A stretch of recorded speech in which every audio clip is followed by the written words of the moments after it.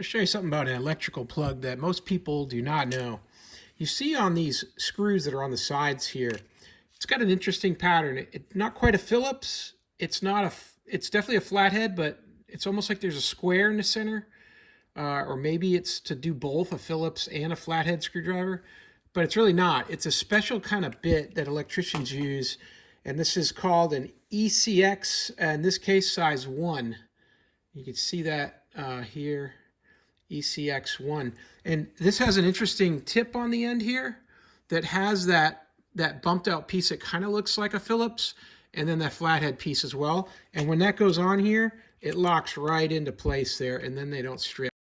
Because you're using some different metals in here. You've got brass on one side, you've got steel on the other, and they're a little bit softer sometimes. This gives a nice tight grip on there, and that's how they are used. So get yourself an ECX1 and you'll be able to adjust these outlets in style. Hey, hope that helps. Have a great day.